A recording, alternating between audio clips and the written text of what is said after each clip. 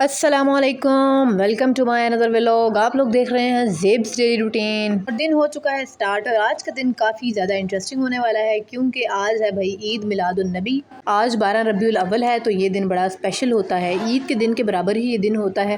तो बड़ा खूबसूरत दिन है ये आज।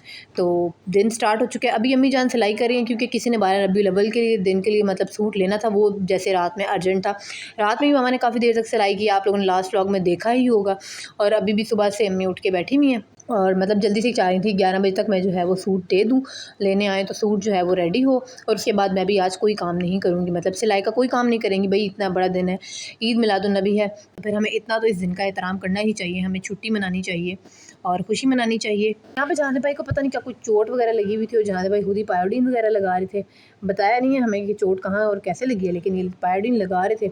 सबसे मांगी है पायोडीन, पायोडीन कहाँ है। भाई को पायोडीन ढूंढ के दी है, वो लगाई है उन लोगों ने। भाई को दर्द हो रहा था, कहते मुझे काफ़ी ज़्यादा दर्द हो रहा है। हमने कहा चलो ठीक है यहाँ पे लगा दें ताकि ये ना खून निकलना शुरू हो जाए। और अभी तक मामा बैठी हुई है सिलाई पे और हम लोग साथ में पहले नाश्ता वगैरह भी आज हम लोगों ने मतलब हम बहनों ने ही मैनेज किया सारा नाश्ता वगैरह। वैसे नाश्ता मामा देती हैं, उसके बाद सफाई वगैरह हम लोग करते हैं, लेकिन आज नाश्ता भी हम लोगों ने दिया। हमने कहा चलें कोई बात नहीं भाई, नाश्ता भी हम लोग दे देते हैं। मामा ने कहा था आज तो दो ना, फिर कल से मैं खुद कर लूँगा।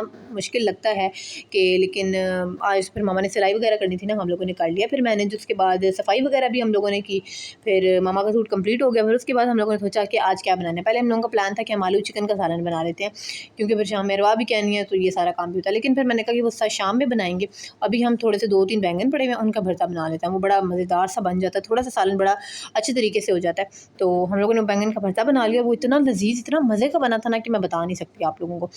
मैंने कहा चलें जल्दी से बॉटल जो थी ऑयल वाली खाली हो गई थी, मामा ने कहा था बॉटल के अंदर ऑयल डाल दूँ ताकि फिर शाम में न डालना पड़े। जब खाना वगैरह बनाना होता है ना तब ये बड़े इस तरह के एक्स्ट्रा काम होता है ना, बड़े मुश्किल हो जाते हैं। तो फिर मामा कहते हैं ये काम ज़रा पहले हुए होने चाहिए।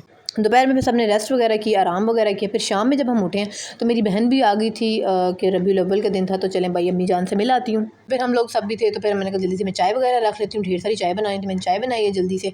बड़ी मुश्किल लगती है मुझे ज़्यादा चाय बनाना, खैर मुझे चाय बनाना ही बड़ा मुश्किल लगता है। फिर चाय काफ़ी ज़्यादा थी, मैंने खूब यहाँ पे बॉयल होने वाली थी, बिल्कुल निकलने ही लगी देसी से। मैंने चूल्हा जो था बिल्कुल सेंटर वाली फ्लेम पर कर दिया था, बिल्कुल बहुत कम फ्लेम पर। फिर अब इसको अच्छे तरीके से फेंटते हैं, मज़ेदार सी चाय बनाते हैं। अब तो सबको मेरे हाथ की चाय बहुत ज़्यादा पसंद है।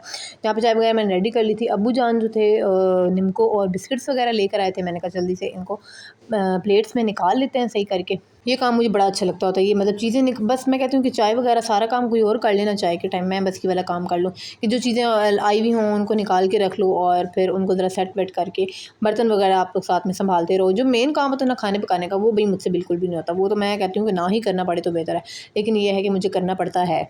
ये भी मैंने कहा मैं चाय वगैरह का जो सारा सिस्टम था ये मैं अकेले कर रही थी, तो मैंने कहा चलें कोई बात नहीं मैं कर लेती हूँ।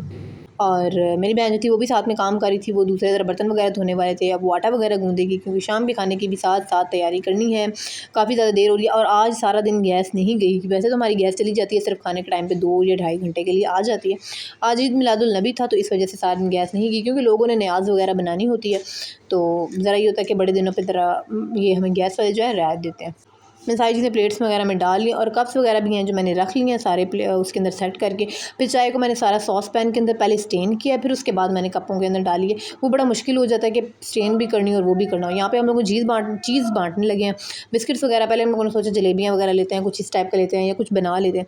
फिर हम लोगों ने सोचा कि उन्हें रेडीमेड चीज़ ली जाए, ये ज़रा आसानी भी होती है बांटने में भी और भी ज़रा आसानी से ले लेते हैं, वरना बच्चों को बड़ा मुश्किल हो जाता है। यहाँ पे एक ही बार छोटे से बच्चे को बुलाया, उसने आवाज़ वगैरह लगाई, इतना रश हुआ, इतना शदीद किस्म का रश हुआ है कि बिल्कुल समझ ही नहीं आ रही थी कि अब मैं क्या करूँ। मेरी बहन खड़ी हुई थी, हम लोग अंदर खड़े हो गए थे, हमने कहा चले बच्चों को अंदर ही आने देते हैं, लेकिन बच्चों ने तो कसम से बिल्कुल पागल ही कर लिया, समझ ही नहीं आ रही थी कि क्या हो रहा है। और बच्चे मतलब छीन छून के भाग रहे थे और वो मेरे बर्तन के ऊपर से लेके भागे, मुझे पता ही नहीं चला कि हुआ क्या मेरे साथ। लेकिन खैर जो भी था वो बिस्किट्स 5 मिनट के अंदर ख़त्म हो गए। मैं अबू जान से कहती कि अबू आ जान और ला दें, छोटा सा बच्चा एक प्यारा सा रह गया था क्यूटू सा, तो मैंने कहा चलें उसे दे देते हैं। लेकिन वो जितना कि घर पे जो बिस्किट्स वगैरह पड़े थे मैंने उसको उसमें से दे दिया था। बच्चा परेशान हो गया था, बस वो रोने वाला हुआ पड़ा था, परेशान ना हो, रोए ना, वो छुट्टू सा था, चुन्नू सा। और यहाँ पे अब जो है जर्दा वगैरह बन रहा है, जर्दे के लिए मामा ने कहा था कि ड्राई फ्रूट्स वगैरह तुम काट लो बना लो। तो अब ये जो है ना नारियल काटना, मुझे कसम से मौत नज़र आती है ये नारियल काटना, ये बड़ा मुश्किल है नारियल काटना। तो मतलब कटिंग बोर्ड पे अगर वैसे रख के काटो तब भी बहुत ज़्यादा मुश्किल होती है, हाथों से काटो तब भी बहुत ज़्यादा मुश्किल होती है। तो ये जो पीलर है इसके साथ मैंने कहा कोशिश करते हैं, मामा ने मुझे कहा कि इससे कोशिश करो, तो कोशिश की है। तो लेकिन ये था कि वो भी थोड़ा गंदा हुआ था, पहले उसको कपड़े से अच्छे तरीके से साफ़ कर लिया था, कोकोनट को फिर अच्छे तरीके से, लेकिन फिर बाद में भी मामा ने कहा था इसको तुमने धोना है। तो अभी यहाँ पे मैंने काफ़ी ज़्यादा बड़ी कोशिश की है कि ये ज़रा अच्छे से बारीक बारीक सा कट जाए और अच्छा लगे, लेकिन ये जो है ना कट ही नहीं जाता। लेकिन मैंने जैसे जैसे कोशिश करके इसको काटा है और उसके बाद जो थी किशमिश वगैरह सारी साफ़ की, इन दोनों चीज़ों को अच्छे तरीके से धो धा के रख दिया था। फिर मैंने कहा मैं इसके बाद मगरिब की नमाज़ पढ़ूँगी। मगरिब की नमाज़ पढ़ने के बाद जो है थोड़ी देर चलते हैं छत पे।